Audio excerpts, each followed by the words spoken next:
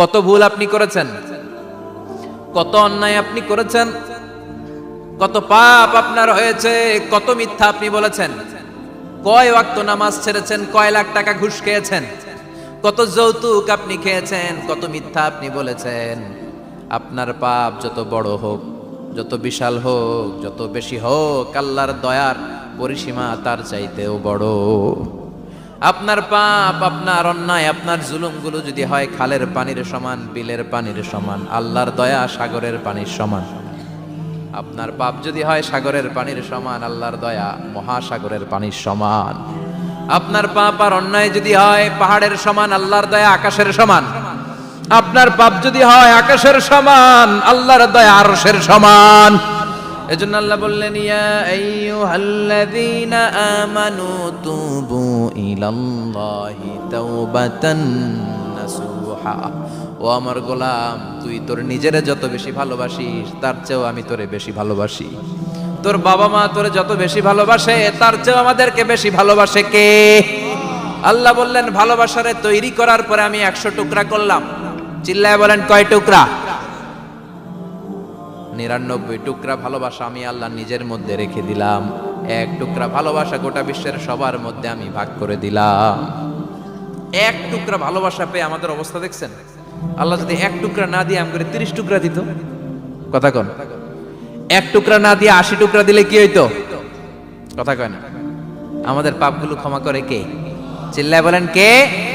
আল্লাহ ডেকে বলে, গোলাম আমি হলাম গাফিরুয যামব কাবিলুত তাওব। আমার কাজ হলো ক্ষমা করা, আমার কাজ হলো তওবা কবুল করা। শয়তানের কাজ হলো ওয়াসওয়াসা দেওয়া, আমাদেরকে ভুল পথে নিয়ে যাওয়া। আর আমাদের কাজ হলো ভুল করে ফেলা, আল্লাহর কাজ হলো ভুলগুলো মাফ করে দেয়া। আল্লাহ ডেকে বলে, গোলাম তোরা যদি ভুল না করতি, তোরা যদি পাপ না করতি, তোরা যদি অন্যায় না করতি, তোদেরকে ধ্বংস করে দিয়ে এমন একটা জাতি আমি এই দুনিয়ার বুকে তৈরি করতাম যারা সকালবেলা ভুল করে দুপুরে মাফ চাইতো, দুপুরে ভুল করে রাত্রে মাফ চাইতো, আজকে ভুল করে আগামীকাল মাফ চাইতো। আর আমি আল্লাহ গুনাহগুলো তাদের সব ক্ষমা করে দিতাম। ক্ষমা করে দিতে আল্লাহর বড্ড ভালো লাগে।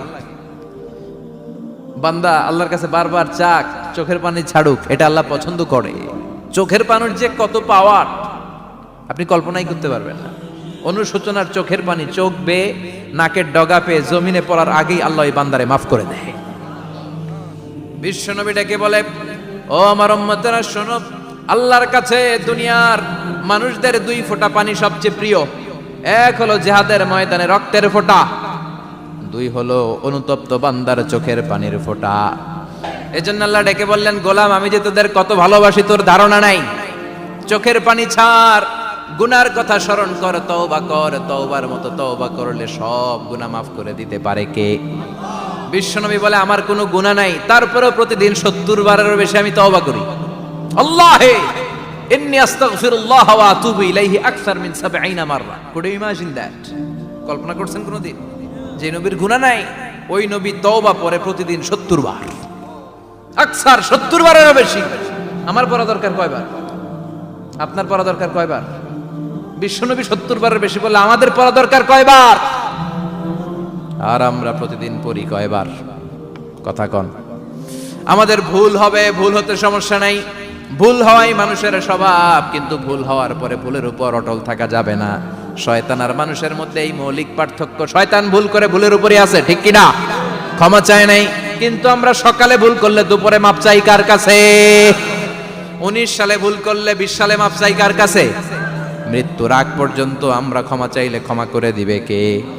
সব সময় 24/7 তওবার দরজা খোলা, 2টা সময় ছাড়া। ভালো করে মনে রাখবেন, মুখস্থ ঠোঁটস্থ যেন থাকে। 2টার সময় তওবা কবুল হয় না। চিৎকার করে বলেন, কয় সময়? 1 হলো বাদাল গারগারা, গারগারানি যখন আসে, মালাকুল মাউত যখন চলে আসে, মালাকুল মাউতরে যখন দেখে ফেলবেন তখন তওবা কবুল হবে নাকি? কথা কন। আল্লাহ বলে সময় শেষ, তার মানে বাদাল গারগারা তওবা কিন্তু আর কবুল হয়। এই হলো একটা। নাম্বার 2, বাদা তুলুই শামস মিন মাগরিবিহা। প্রতিদিন চাঁদোলাতে সূর্য কোন দিক দিয়ে ওঠে? কথা কয় না? পূর্ব দিকে। কিয়ামতের আগ দিয়ে সূর্য আর পূর্ব দিকে উঠবে না, পশ্চিম দিক থেকে উঠবে। যেদিন প্রভাতে পশ্চিম দিক থেকে সূর্য উঠবে, ওই দিন থেকে তওবার দরজাটারে বন্ধ করে দিবে কে? তার আগ মুহূর্ত পর্যন্ত জীবনে যত গুনাহ করেছি, অন্যায় করেছি, চোখের পানি ছেড়ে ক্ষমা চাইলে ক্ষমা করবে কে? শয়তান আল্লাহরে চ্যালেঞ্জ দিছে, আল্লাহ তুমি আমারে জাহান্নামে পাঠাবা, আমিও তোমার বান্দা করে লয়ে একসাথে জামাতে ঢুকমু। একা ঢুকবো না, একা যাব না, তোমার বান্দাদেরকে সবগুলারে জাহান্নামী বানায়া তারপরে ঢুকমু। তোমারে চ্যালেঞ্জ দিলাম, একটারও জান্নাতে ঢুকাইতে পারবা? আল্লাহকে তুই আমার চ্যালেঞ্জ দিলি? আমি তো সব রাজার বড় রাজা, মহারাজা, আমারে চ্যালেঞ্জ দেশ, এত সাহস পাইলি কই? তুই আজীবন ওয়াসওয়াসা দিয়ে পাপ কাজ করাবি, একদিন তাফসীর মাহফিলে এসে আমার বান্দা ক্ষমা চাবে, আমি মাফ করে দেবো, তুই কি করবি? আজীবন অন্যায় করবে, আজীবন পাপ করবে, জুলুম করবে, একদিন চোখের পানি ছেড়ে আমার কাছে কান্নার মতো কান্না করলে আমি সব গুনাহ মাফ করে দেব। এজন্য আল্লাহ বললেন, ইয়া আইয়ুহাল্লাযীনা আমানু তুবু ইলাল্লাহি তাওবাতান নাসুহা। ভুল করেছো, তওবা করো, মাফ করবে কে? সাইয়েদনা আদম আলাইহিস সালাম ভুল করলেন, দুনিয়ায় এসে শত শত বছর কাঁদলেন, কিন্তু ক্ষমা হয় না। আল্লাহরে বললেন, আল্লাহ কি করলে ক্ষমা পাবো বলো? ফাতালাক্কা আদামু মির রাব্বিহি কালিমাতিন ফাতাবা আলাইহি। আল্লাহ বললেন, ও আদম, তোমারে কিছু কালেমা শিখায় দেই, এই কালেমাগুলো দিয়ে আমার কাছে দোয়া করো, ক্ষমা করে দেব। আল্লাহ শিখায় দিলেন, ও আদম, দুই হাত তুলে চোখের পানি ছেড়ে আমার কাছে পড়ো, রব্বানা, পড়েন, রব্বানা যালামনা আনফুসানা ওয়া ইল্লাম তাগফির লানা ওয়া তারহামনা লানাকুনান্না মিনাল খাসিরিন। এটা শিখাইতেছিল আল্লাহ। আল্লাহ, আমি জুলুম করেছি, অন্যায় করেছি, ভুল করেছি, পাপ করেছি, তুমি যদি ক্ষমা না করো, ক্ষমা করার কেউ নাই, ঠিক কি না? আমরাও পাপ করলে এই দোয়াটা পড়ার দরকার আছে না নাই? 5টা শর্ত সাপেক্ষে আমাদের তওবা কবুল করবে কে? তওবা কবুল হওয়ার কিছু শর্ত আছে 5টা। কয়টা? চিৎকার মেরে বলতে হবে, তওবা কবুল হওয়ার শর্ত কয়টা? 1 নম্বরে হচ্ছে আল ইকরা, acknowledgement. You have to give the acknowledgement that you are the greatest sinner on earth. আপনাকে ঘোষণা দিতে হবে যে আপনি এই পৃথিবীর সবচেয়ে বড় পাপী। 1 নম্বর শর্ত, আপনি বলেন যে আল্লাহ, আমার চেয়ে বড় পাপী নাই, আকাশের নিচে জমিনের উপরে আমি সবচেয়ে বড় পাপী, এমন কোনো পাপ নাই যেটা আমি করি নাই, ঠিক কি না? 1 নম্বরে পাপের ঘোষণা দেন। 2 নম্বরে আন-নাদাম, নাদাম মানে repentance. You have to be repentant for what you have done. আপনাকে অনুতপ্ত হতে হবে, চোখের পানি ছাড়তে হবে, আল্লাহ আমি লজ্জিত, আল্লাহ আমি নাদান, আমি পিশাচ, আমারে মাফ করে দাও। তার মানে স্বীকার গেলেন কি অন্যায় করেছেন। 2 নম্বরে আপনি অনুতপ্ত হলেন। 3 নম্বরে স্টপ, যেই পাপ করতেছিলেন ওইটা থামান, stop what you have done, যেটা করতেছিলেন আগে থামান। আপনি সুদ খাইছেন, অনুশোচনা আসলো, মাফও চাইতেছেন, আবার সুদও খাইতেছেন, হবে? আপনি ঘুষ খেয়েছেন, তওবা শুরু করলেন, আবার ঘুষও খেয়ে যাচ্ছেন, হবে? থামেন, স্টপ। 3টা গেল। 4 number, to hate what you have done, ঘৃণা করতে হবে, যে পাপটা করেছেন মন থেকে ওই পাপটাকে ঘৃণা করতে হবে। 5 নাম্বার শর্ত হচ্ছে to determine that you never repeat this sin again in your life. আল্লাহর ওয়াদা দেন, কমিটমেন্ট দেন যে আল্লাহ আমার জীবনে পারতপক্ষে এই পাপ জীবনেও করব না। চিৎকার করে বলেন ঠিক কিনা? তার মানে আপনি শিকার যান, তারপরে আপনি অনুতপ্ত হবেন, যে পাপ করেছেন থামিয়ে দিবেন, পাপটারে মন থেকে ঘৃণা করবেন, আর আল্লাহরে ওয়াদা দিবেন আল্লাহ আর করব না। এই 5টা শর্তের আলোকে তওবা করলে জীবনের সব গুনাহ মাফ করে দিবে কে? এজন্য আল্লাহ বললেন, ইয়া আইয়ুহাল্লাযীনা আমানু তুবু ইলাল্লাহি তাওবাতান নাসুহা। তওবার মতো তওবা করো, সব গুনাহ মাফ করতে পারে কে? তওবা করবেন তো? রাজি আছেন? কবে করবেন? এই মুহূর্তে তওবা করলাম, এই মুহূর্তে আল্লাহর কাছে ক্ষমা চাই, আল্লাহ জীবনের সব গুনাহ মাফ করে দাও। আমাদের দেশে তওবা করার জন্য হুজুর লাগে, কথা কন, পীর সাহেব হুজুর, বড় হুজুর, ছোট হুজুর, হাফেজ সাহেব লাগে না? হাফেজ সাহেব, ইমাম সাহেব, এদের ছাড়া নাকি তওবা হয় না। না, এটা ভুয়া কথা। আপনি অনুতপ্ত হন, আপনি চোখের পানি ছাড়েন, আপনি আপনার রবরে বলেন, ক্ষমা করে দিবে কে? ইমাম সাহেব আসতে হবে শর্ত না, পীর সাহেব হুজুর এসে হুজুরের হাতে হাত রেখে তওবা পড়তে হবে শর্ত না। আপনার রবরে ডেকে চোখের পানি ছেড়ে ক্ষমা চান, ক্ষমা করবে কে? আর প্রতিদিন শতবার পড়তে থাকবেন আস্তাগফিরুল্লাহ। আওয়াজ করে সবাই পড়েন আস্তাগফিরুল্লাহ, আর জোরে পড়েন আস্তাগফিরুল্লাহ। বিশ্বনবী বলেন, মান লাজিমাল ইস্তিগফার জাআলাল্লাহু লাহু মিন কুল্লি দিকিন মাখরাজা। সব সময় ইস্তিগফারের সাথে যে লেগে থাকবে, রব্বুল আলামিন তারে 5টা জিনিস দিবে। কয়টা? কথা কন আরো জোরে, সবাই বলেন কয়টা? নাম্বার 1, জাআলাল্লাহু লাহু মিন কুল্লি দিকিন মাখরাজা। বিপদে পড়লে বিপদ থেকে উদ্ধার করবে কে? আমাদের তো কোনো বিপদ নাই না? আছে? কত বিপদ, হ্যাঁ? রাস্তাঘাটে দুর্ঘটনা হতে পারে, যে কোনো সময় ভূমিকম্পে পড়তে পারি, বজ্রপাত পড়তে পারে না, ঠেড়া পয়রা মানুষ নাই, আছে না নাই? এই বিপদ আপদ থেকে আপনারা রক্ষা করবে কে? যদি আপনি ইস্তেগফারের সাথে আঠার মতো লেগে থাকেন। কিসের সাথে? কথা বলেন। ইস্তেগফারের সাথে লেগে থাকতে পারলে 1 নাম্বার হচ্ছে বিপদে পড়লে আপনারে মুক্ত করে দিবে কে? 2 নাম্বার ওমিন কুল্লি হাম্মিন ফারাজা, যে কোনো ধরনের টেনশন, হাইপার টেনশন থেকে বাঁচায় দিবে কে? আমাদের তো টেনশন মেনশন নাই না? আছে?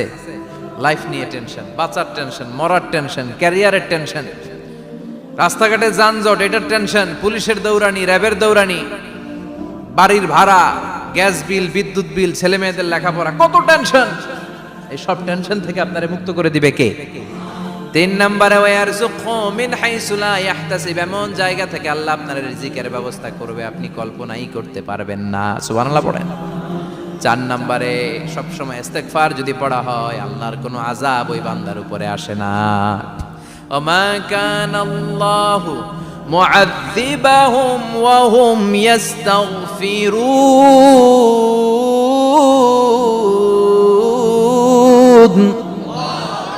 যতক্ষণ আমার বান্দা আমার কাছে ইস্তেগফার পড়তে থাকে, আমার কোনো আযাব বান্দারে পাবে না। যতক্ষণ ইস্তেগফার পড়বেন, আল্লাহর কোনো আযাব আপনার উপর আসবে না। 4টা গেল। 5 নাম্বার, বারবার ইস্তেগফার পড়লে রফিক ভাই আল্লাহ আপনারে মুস্তাজাবুদ দাওয়া বানিয়ে দিবে। দোয়া করা মাত্র কবুল করে নিবে কে? মুস্তাজাবুদ দাওয়া বুঝেন তো? মানে যিনি হাত তুলতে দেরি কবুল হতে দেরি হয় না। বারবার ইস্তেগফার পড়ে দেখেন যে আপনার দোয়া কেমনে কবুল হয়। সবসময় ইস্তেগফার পড়লে আপনার দোয়াগুলোর এইভাবে কবুল করে নিবে কে? এই 5টা জিনিস পাবেন সবসময় যদি ইস্তেগফারের সাথে লেগে থাকেন। রাজি আছেন তো? এজন্য বিশ্বনবী সব সময় নামাজে সালাম ফিরানোর পরে পড়তেন আস্তাগফিরুল্লাহ। কি পড়তেন?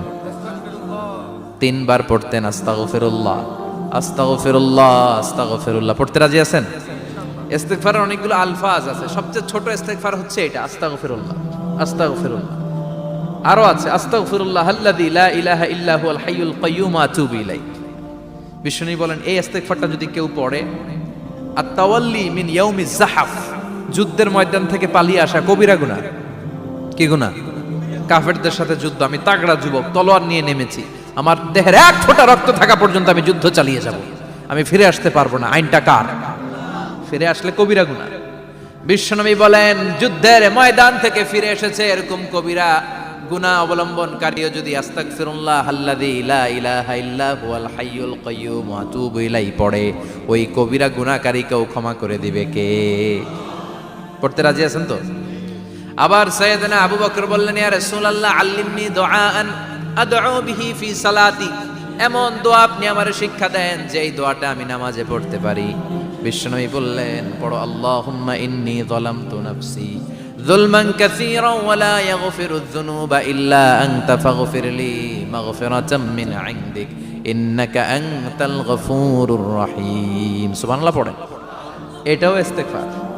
আমরা এটার বলে দোয়া মাসুরা, সালাম ফেরানোর আগে পড়ি না? যেখানেই ক্ষমা চাওয়ার কথা আছে ওইটারই কি বলে?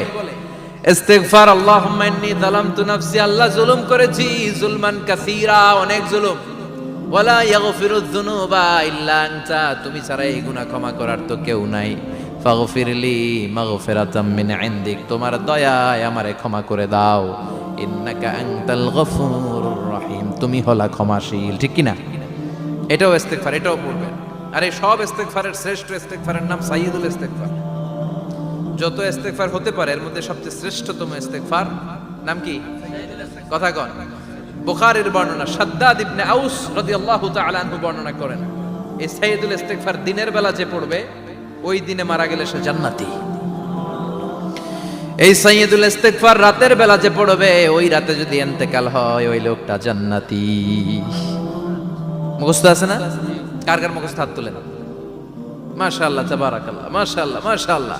আর যাদের নাই তাদের হোমওয়ার্ক, তাদের আল্লাহুম্মা আনতা রাব্বি লা ইলাহা ইল্লা আনতা খালাকতানি ওয়া আনা আবদুক ওয়া আনা আলা আহদিকা ওয়া ওয়া'দিকা মাস্তাতা'তু আউযু বিকা মিন শাররি মা সানা'তু আবুউ লাকা বিনি'মাতিকা আলাইয়া ওয়া আবুউ লাকা বিযামবি ফাগফিরলি ফাইন্নাহু লা ইয়াগফিরুয যুনুবা ইল্লা আনতা। সুবহানাল্লাহ পড়েন। আজকে রাতে পড়ছেন, মারা গেলে জান্নাতি। চিল্লায় পড়েন না আল্লাহু আকবার। এজন্য বিশ্বনবী বলেন, আমার আগের গুনাহ মাফ, পরের গুনাহ মাফ, তারপরেও প্রতিদিন আমি 70 বার তওবা ইস্তেগফার পড়ি। আজকে থেকে পড়তে রাজি আছেন তো? বেশি বেশি ইস্তেগফার পড়া যাবে না? একটু প্রাণ খুলে, দিল খুলে আওয়াজ করে পড়েন তো আস্তাগফিরুল্লাহ। আর জোরে পড়েন আস্তাগফিরুল্লাহ। আবার সবাই পড়েন আস্তাগফিরুল্লাহ। সব সময় তওবা ইস্তেগফার যারা পড়ে তাদেরকে পছন্দ করে কে? সব সময় জিকির করে করে জিহ্বাটারে যারা ভিজিয়ে রাখে তাদেরকেও পছন্দ করে কে? আল্লাহ বলেন, ওয়াজকুর রাব্বাকা ফি নাফসিকা তাদাররুআন ওয়া খীফাতান ওয়া দুনাল জাহরি মিনাল কওলি বিল গুদুবি ওয়াল আসাল ওয়া লা তাকুম মিনাল গাফিলিন। সুবহানাল্লাহ পড়ে। আল্লাহ বলেন, ওয়াজকুর রাব্বাকা ফি নাফসিক, আল্লাহরে মনে মনে ডাকো। তাদাররুআন ওয়া খীফা, আল্লাহর জিকির করতে আল্লাহ বলেছেন ফি নাফসিক। বুঝতেছেন না অর্থ? ফি নাফসিকা, মনে মনে আল্লাহর জিকিরটা করো। তাদাররুআন ওয়া খীফা, তাদাররুআন মানে বিনয়ের সাথে, with full of humility, submission and humbleness, বিনয়ের সাথে আল্লাহরে ডাকো। আবার হাদিসে কুদসিতে আল্লাহ বলেন, ফাইন যাকারানি ফি নাফসি যাকারতুহু ফি নাফসি, আমার বান্দা যদি একা একা আমার জিকির করে, আমি আমার বান্দারে একা একা স্মরণ করি।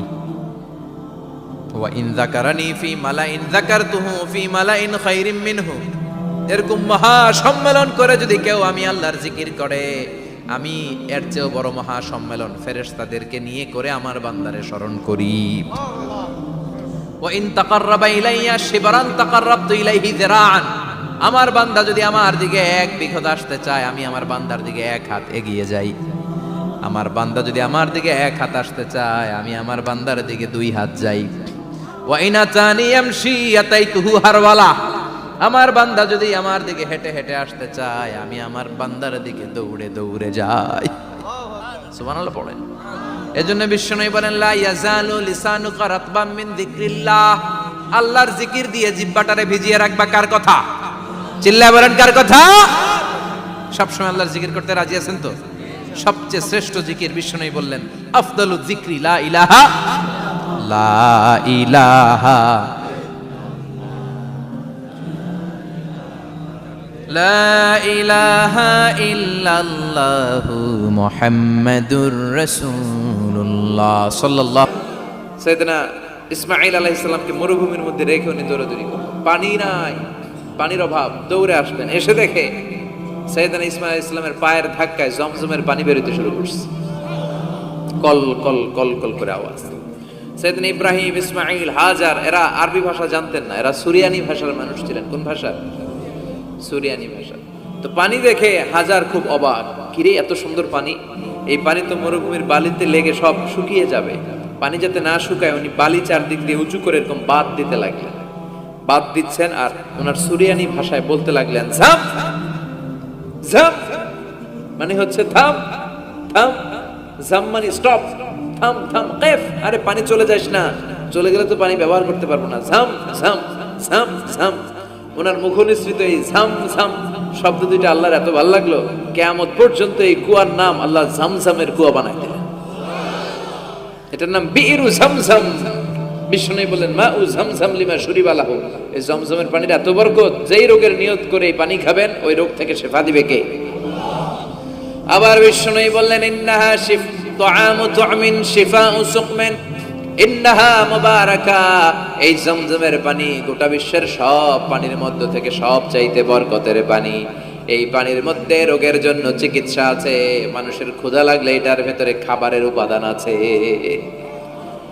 পৃথিবীর সব পানি শুধু তৃষ্ণা নিবারণ করে, শুধু জমজমের পানি তৃষ্ণাও নিবারণ করে, ক্ষুধাও নিবারণ করে। জাপানের কিছু জিওলজিস্ট, ভূতত্ত্ববিদ গবেষণা করে পেয়েছে এই পানির মধ্যে ফুড সাপ্লিমেন্টারি আছে, মানে খাদ্যের পরিপূরক। কিছু না খাইয়ে পানি খাইলে ক্ষুধা নিবারণ হয়ে যায়। আবার বিশ্বনবীকে যখন সিনা চাক করা হবে, মেরাজ রজনীতে সাইয়েদনা জিবরাইল বিশ্বনবীর গলা থেকে নাভি পর্যন্ত পুরোটা কেটে হৃদয়টা বের করে এই জামজামের পানি দিয়ে ধৌত করেছিলেন। তার মানে এই ফ্যামিলি যেইখানে হাত লাগাইছে ওইখানে বরকত আছে না নাই? যেখানে হাত ওইখানে বরকত। বাবা পা লাগাইছে মাকাম ইব্রাহিম, ছেলে পা লাগাইছে জামজামের কুয়া, হাজার দৌড়দৌড়ি করেছে আস-সা'য়ু বাইনা সাফা ওয়াল মারওয়া হজের মধ্যে ওয়াজিব করে দিয়েছে কে? আবার আল্লাহ বললেন ওয়াজআলনা ফি যুররিয়াতিহিন নুবুওয়াতা ওয়াল কিতাব, আমি খুশি হয়ে এই ইব্রাহিমের বংশের মধ্যে নবুয়ত দিয়েছি, আবার কিতাবও দিয়েছি। সুবহানাল্লাহ বলেন। তিনি নবুয়ত দিয়েছেন। পৃথিবীতে যত নবী আসছে সব সাইয়েদনা ইব্রাহিমের নাতিপুতি। সব কি বিশ্বাস হয় না? এই পৃথিবীতে যত পয়গম্বর এসেছেন তার 99.99% নবীরাই ওনার ছেলে আর নাতিপুতি। চিল্লায় পড়েন আল্লাহু আকবার। এজন্য ওনারে বলা হয় আবুল আম্বিয়া, father of the all prophets, সব নবীদের বাবা। ওনার বয়স যখন 86 তখন আল্লাহ সাইয়েদনা ইসমাইলকে দিলেন। বয়স যখন 100 তখন সাইয়েদনা ইসহাক আলাইহিস সালামকে আল্লাহ দিলেন। এইদিকে ইসমাইল, এদিকে সবাই বলেন এদিকে, এদিকে সবাই বলেন এটা এটা ইসহাক। পৃথিবীতে যত নবী এসেছে সব ইসহাকের চ্যানেলে এসেছে। এই সাইয়েদনা ইসহাক আলাইহিস সালামের চ্যানেলে এসেছে। সাইয়েদনা ইসমাইলের চ্যানেলে নবী নাই, কোন নবী নাই, নবী ছাড়া চ্যানেল।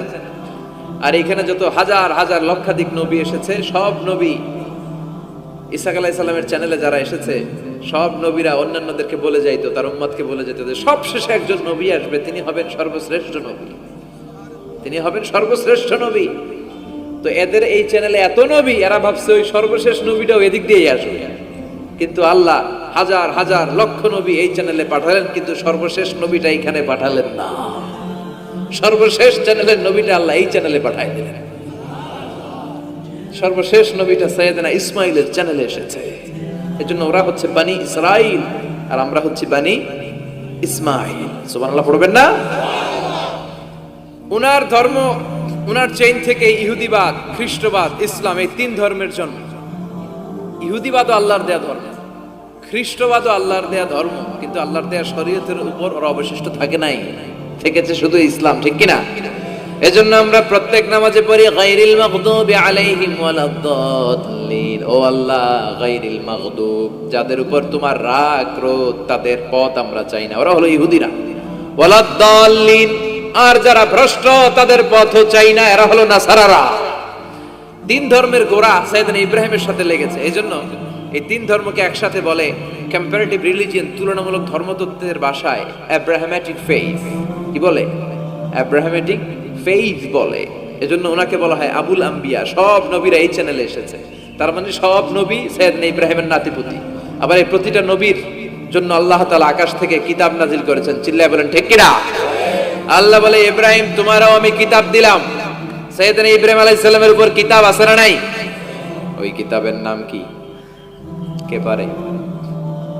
ইন্না হাযা লাফিস সুহুফিল উলা সুহুফি ইব্রাহিম ওয়া মূসা। সুহুফি ইব্রাহিম, সাইয়েদনা ইব্রাহিমকে আল্লাহ তাআলা সহিফা দান করেছেন। চিল্লায় পড়েন আল্লাহু আকবার। আবার এই নবীর নামে আল্লাহর কোরআনে একটা সূরা আছে না নাই? কথা কন, কি নাম সূরা?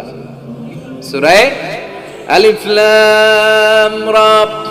কিতাবুন আনজালনাহু ইলাইকা লিতুখরিজান নাসা মিনাল যুলুমাতি ইলান নূর। সুবহানাল্লাহ পড়েন। আলিফ লাম রা। I have revealed this holy and sacred book unto you in order to lead the mankind out of darkness into the light. ও নবী, আমি এই কিতাবকে আপনার কাছে পাঠিয়েছি অন্ধকারাচ্ছন্ন মানুষগুলোকে অন্ধকার থেকে আলোর দিকে নিয়ে যেতে।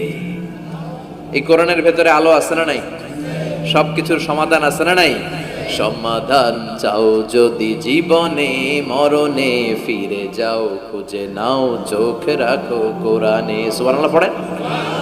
চোখ রাখবেন কোথায়? নাকি মোবাইলে, না টিভিতে, না এটিএন বাংলার পর্দায়? আসিতেছে আগামী শুক্রবার রঙিন পর্দায়। চোখ রাখুন এটিএন বাংলায়। এটিএন বাংলায় চোখ রাখবেন। কই রাখবেন?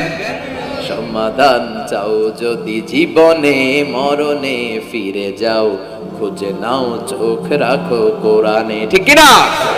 If you want the solution this dunya and akhira, go back, have a look to the holy Quran. সুবহানাল্লাহ পড়েন। কি নবী আল্লাহ বানালেন, ওই নবীর নামে আল্লাহ একটা সূরা দিলেন। আবার আল্লাহ বললেন, ও দুনিয়ার মুসলমানেরা শোনো, তোমাদেরকে মুসলমান বলে নাম করেছে সাইয়েদনা ইব্রাহিম, ঠিক কি না? আবার এই নবী সাধারণ কোন নবী নয়, এই নবী হলো তোমাদের জাতির পিতা। আমাগো জাতির পিতা কেডা?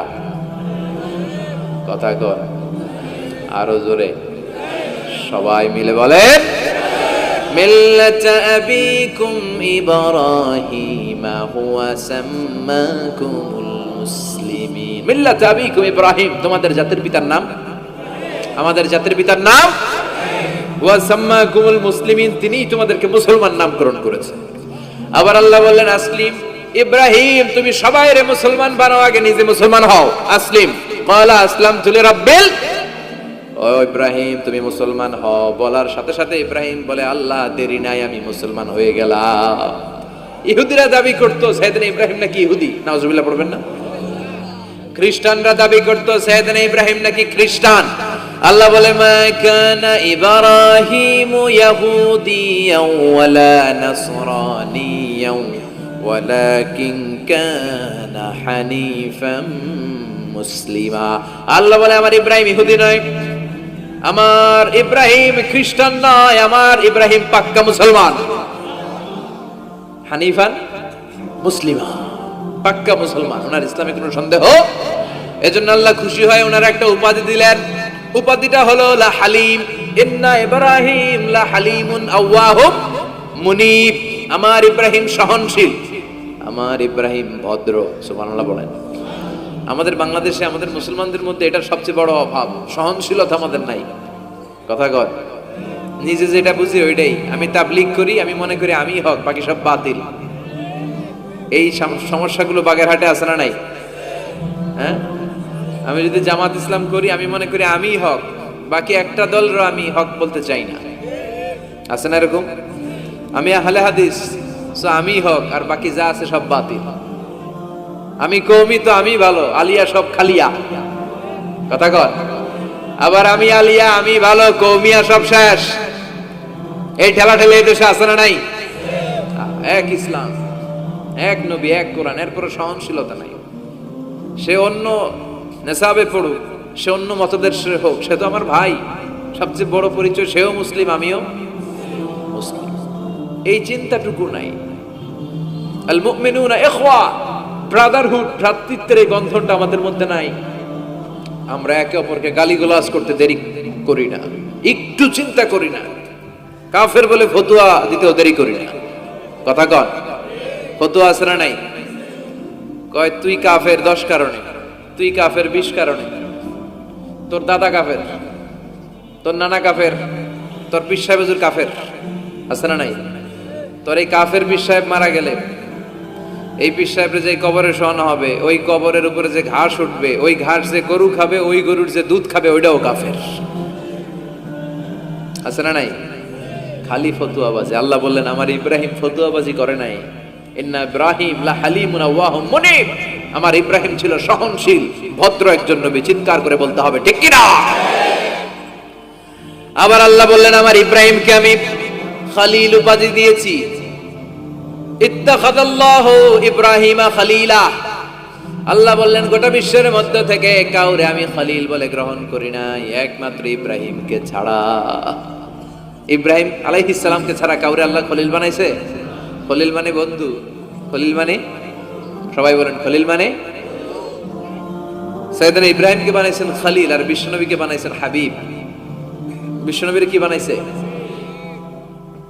আর সাইয়েদনা ইব্রাহিম খলিল। বাপ বেটা, একজন খলিল একজন হাবিব। বাপ কা বেটা সিপাহী কা ঘোড়া, কুছ না হতো থোড়া থোড়া, ঠিক কি না? বাপ ভালো তার বেটা ভালো, তাই মা ভালো তার ঝি, গাই ভালো তার দুধ ভালো রে, দুধ ভালো তার ঘি। বাবা যদি ভালো হয় ছেলে ভালো, মা যদি ভালো হয় মেয়ে ভালো, গাই যদি ভালো হয় দুধ ভালো, দুধ ভালো তো ঘি ভালো। কথা বলেন। যেমন বাপ তেমন বেটা। বাবা হলেন খালিল, ছেলে হলো হাবিব। খালিল মানেও বন্ধু, হাবিব মানেও বন্ধু। খালিল মানে এমন বন্ধু যেই বন্ধু আল্লাহরে খুশি করার জন্য কাজ করে। কথা বুঝতে হবে। খালিল মানে এমন বন্ধু যেই বন্ধু আল্লাহরে খুশি করার জন্য কাজ করে। আর হাবিব মানে এমন বন্ধু যেই বন্ধুরে খুশি করার জন্য আল্লাহ নিজেই কাজ করে। কার দাম বেশি?